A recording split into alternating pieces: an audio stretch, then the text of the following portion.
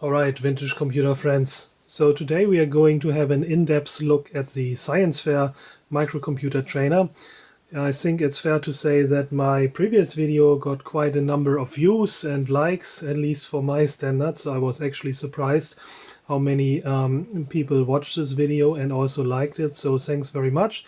So it seems that there is quite a bit of interest in this Science Fair Microcomputer Trainer. And as promised, today we are going to have a little bit more in-depth look at the machine, and so we are actually going to explore the architecture and are going to write a machine language program for this virtual emulated machine code for this machine. And so yeah, let me power up the machine. As you know, there is no power switch, so what I have to do is connect the ground wire here to the battery, right? And now it's up and running. So let me enter a program that I have prepared for this video, and then we can actually try to understand what it is doing. But before doing this, I have to set the record straight, because there were some inaccuracies in my previous video where we measured the speed of the Science Fair, right? Jason informed me that the Science Fair Trainer was actually released as late as 1985 and not in 1976, as I claimed in my last video. That makes the system much less pioneering than I thought. So here's a Radio Shack catalog from 1985 showing the system for $29.95. And I found the 1976 date on the web on some other enthusiast's old computer website, and the date is wrong, right? I think he mistook the 1976 date with the release date for the TMS 1000 microcontroller, but yeah, the Science Fair was much later, and it's actually a re-implementation of the Japanese Gakken FX R-165 electronics kit computer, right? It was released in 1981 in Japan. It supported electronic experiments similar to the Busch Microtronic, right?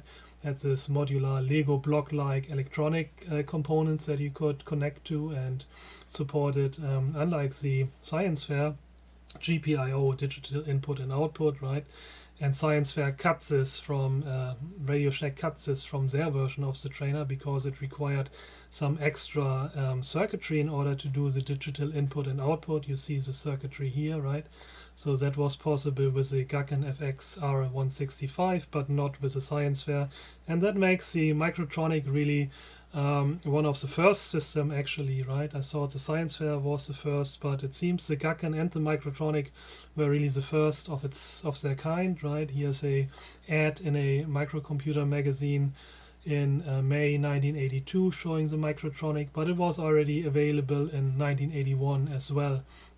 So Gakken also re-released their trainer in 2009 in a watered-down version as well, without the GPIO abilities. So this is the Gakken GMC4, and I think it was distributed as part of a magazine, like a maker magazine basically, right? I'm still looking for one of these, so if you have one to sell, please reach out to me.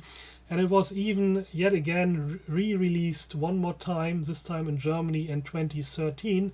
It came as a Spiele computer, a game computer, right, for kids and juveniles again. And you can still find the page on Amazon, but it's discontinued. You can't order it anymore. And even contemporary offerers of microprocessor trainers are certainly inspired by the Gakken or the Science Fair trainer, right? So this has a very, very similar instruction set, albeit not identical, but clearly inspired by the Gakken computer as well.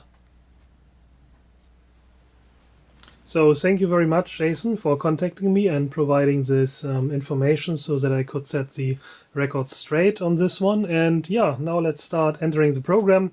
So here's the reset button.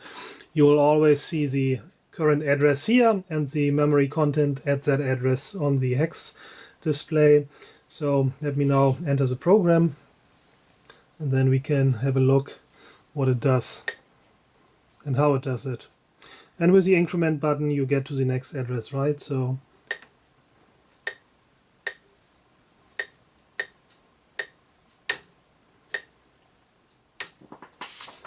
alright, the program is in memory now, so let's run it and see what it does.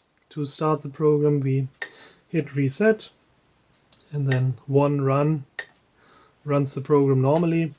You see that the hex LED 7-segment display is turned off and the first LED is lighting up here. And now I can enter, it's waiting for a keypad input now, this program, and now I can enter values basically, which are then added. So if I enter 1, then the current sum is being displayed here in 4-bit only, of course. And we are storing these values into the data region of the machine, so we can inspect them later using the monitor. And we are using these binary LEDs to basically show the address at which the next value is going to be stored. So if I enter 2 now, then the result is 3. And also notice it briefly shows the value entered and then the sum. So if I enter 4, we had 7 now. And if this LED turns on here, then you always hear kind of a short sound in the speaker, and that's because the LED is connected to the amplifier and the speaker. This is the port of the TMS 1100, which is used for sound output. And now, we are out of LEDs here.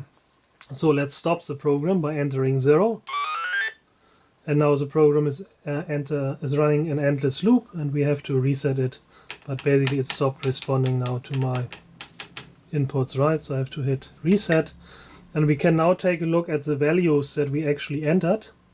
So if we look at the architecture of the machine, then you see that program memory is from address 0024F. And then from 50 to 5F, there is data memory, right? You can use this also for a program, but if you want to use the memory for storing data, then it has to be in that region from 50 to 50F. And our program stored the values that we entered from the keypad in there, right? So we can now actually look at locations from 50 plus on and see what's there. So 50 and address set. And now the first value we entered was 1, the second value was 2, then we entered 4, and then we entered a couple of Fs, right? And yeah, so we used a couple of registers in this program. So here's an overview over the registers that the machine has. It has 2 sets, so the normal set and the backgrounds or extra set with a prime here, right? A, B, Y, Z, and A prime, B prime, Y prime, Z prime. And so A is the accumulator, right, which is used for many operations. For example, for putting a value on the hex LED display, you would load that value into the A register.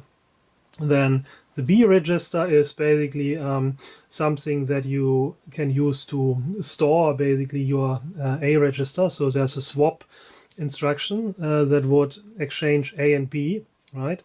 So because you want to keep a value of the A register to do, for example, computation like the sum that we computed, right? But then the A register is used by many of the instructions, so it would be overwritten. For example, the keypad input loads the value that was input into the A register, right? And then we would have destroyed our sum, so we are using the B register to keep track of our sum that we then saw, right? And then we use the swap command to exchange A and B like a number of times. And the same for the Y and Z register. The Y register is actually the most versatile one. It supports all the operations opcodes that the A register supports, right? So you can load a value in it, you can compare to it, you can also add to it, right? And things like that. But most importantly, this is the index basically that allows you to access the data region, the data memory, right? If Y is 0, then you can store into 50. If Y is 1, you can store into 51. And store, I mean, it's load and store, right? So both directions. So you can load from data memory, but you can also, of course, write into the data memory, right? And given that those are all 4-bit registers, the highest value is, of course, F, right? So then you would access 5F. So these are the opcodes of the machine, right? And let me quickly go through them. So 16 opcodes, of course, because it's 4-bit, right? So 0 is keyboard input, right? And what that does is it scans the keypad, and if a key has been pressed, then there is one hidden register, which is actually not shown here, which is the flag register, but the flag register is used for conditional branching, right? And so it's not shown in the architecture overview here, but it's there. So you scan the keypad once with 0 or key A, right? And if the button has been pressed, then the flag is 0, else the flag is 1. And so we can use this to implement a keyboard scanning loop that scans the keyboard as long as no button is pressed. And when a button is pressed, then the flag is set to 0. And the way the jump instruction works in this machine at opcode F, right, jump, is that the jump is executed when the flag is set to 1. So 1, A0 is straightforward, right? I guess it stands for A output. It just puts the content of the accumulator of the A register on the hex display. Then change or exchange, opcode 2, does that swap that I was talking about, right? You swap A with B and Y with Z. And there's also then a swap CY, which only exchanges the A and the Y register. Next, you can use this Y register as explained to store into the memory by using Y as an index starting at address 50, right? So AM, accumulator to memory. So the memory 50 plus Y receives the value of the accumulator. And then the other direction is MA, right, from memory to accumulator, opcode 5. Just loads the accumulator then with the content of that 50 plus Y index value in memory. And then there are opcodes we are not going to, actually we are going to use them, I think, in the program. So you can add to the accumulator the value which is indexed by Y. And you can also subtract from the accumulator in the same way. Then those are very important constant or immediate value loading operations, right? So 8 TIA transfer into accumulator, the value n just loads the accumulator with n. Then there is the addition operation that we used in our summation program. Add into accumulator AIA n, so A equals A plus n. And you have the same operations also for the Y register, right? So in that regard, it's as versatile as the accumulator, but can do actually more because it supports this indexed addressing. And so you can also load a value into it, right? Transfer into Y register, add into Y register. And here are now comparison operations. So compare immediate with accumulator. If A equals n as specified, right, as the second nibble, then the flag is set to 0, else the flag is set to 1. So this actually is used to compare for unequalness, right? And so if the accumulator is unequal to n, then the flag is set to 1, and then you can actually execute a branch based on this condition, right? So, and same for the Y register, you can also compare and branch. And then there is this subroutine call, right? So this is basically calling a subroutine and does a return also from this. Otherwise, there are no call, return, arbitrary subroutines. The machine does not have a native stack. And there are a number of fixed programs, basically, or subroutines you can call, and they are listed here. And so, for example, call 0 or E0, right? E is for call, is turn off the hex display. Then we used call 1, turn on the LEDs from right to left, unary light up the LEDs based on the value in the Y register. Then you can also turn off the LEDs. Here is a one complement, a bit flip of the accumulator. Here is a more complex exchange operation, basically, that, actually this is the only way of utilizing these background registers, right? So you can call subroutine 5, the change subroutine, and it basically does the same that the Microtronic would do with its background swap exchange operation by bringing the background registers into the foreground and vice versa, right? So this is how you can use the prime registers. And then you can also do a bit shift to the right of the accumulator.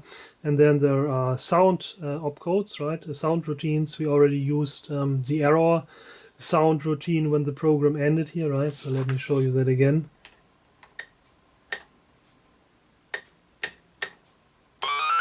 This one. So this is the error sound, which is call 9, right? But you can also make an end sound 7, 8, 9, A, and B actually is an organ sound, so it plays a note which is stored in A, right? Then for the display, sometimes you need to slow down, of course, the output so you can read it. There is a timer, and so this is an interesting operation here, D. This shows the memory at address 50 to 52. It puts 50 on the hex LED, and it puts 51 and 52, at least 4-bit from 51 and 3-bit from 52 on the binary LEDs. So this is how you can, you know, at least have a 4, 8, 11-bit display basically, right? And then there are some more complex instructions here, subroutines I should say, which actually do addition and subtraction directly in the memory.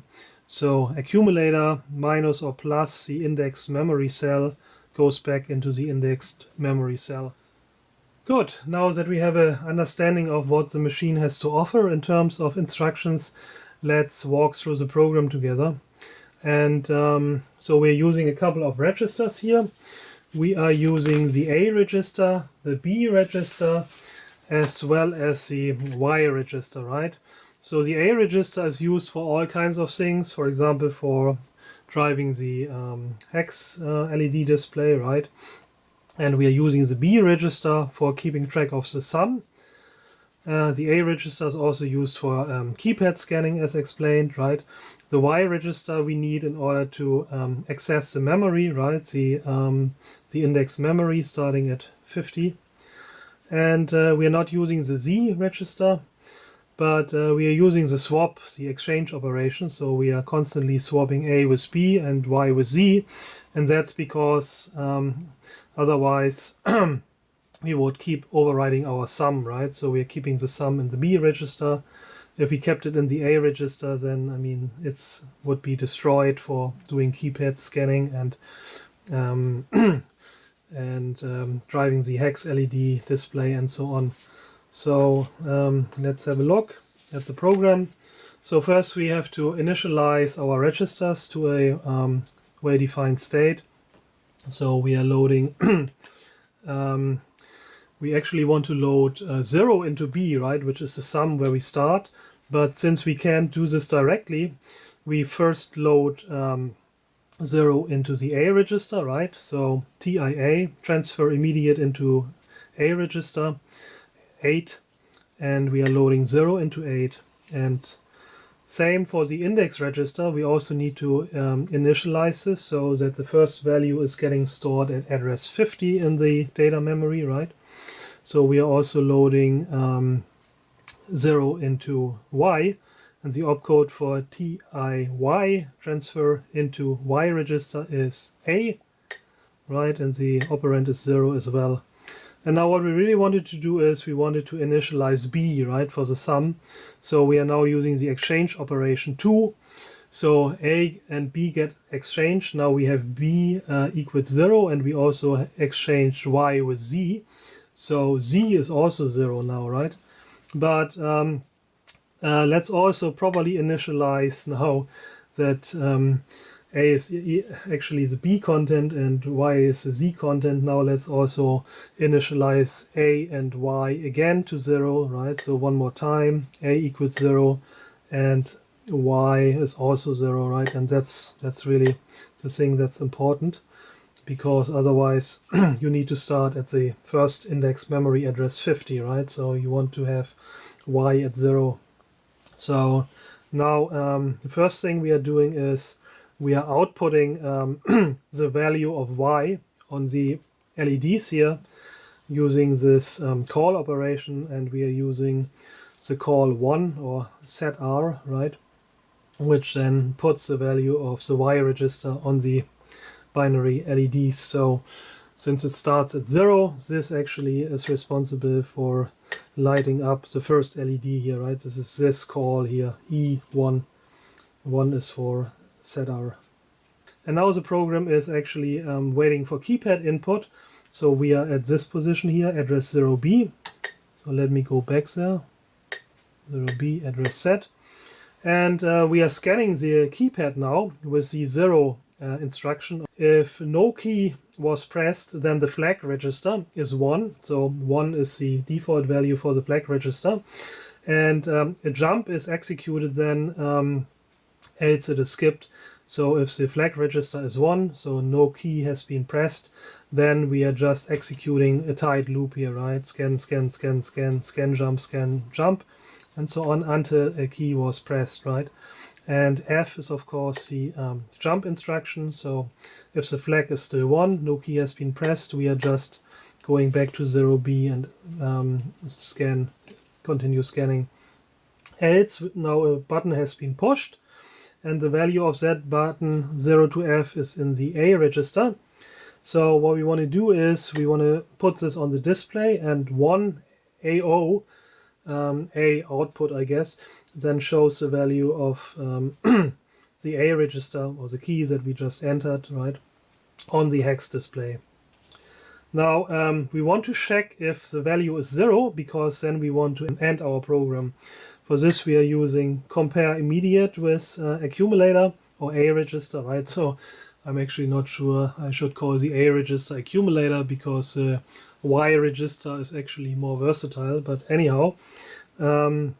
So we compare if the A register is 0 with CIA 0, opcode C, and the operand 0.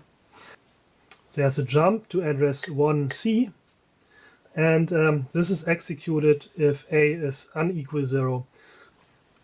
So else we have now entered 0, and so the jump is simply skipped, right, if A is 0.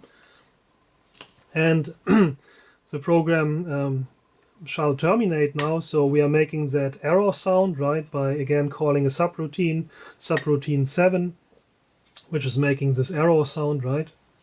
Let me show you that again. This one here.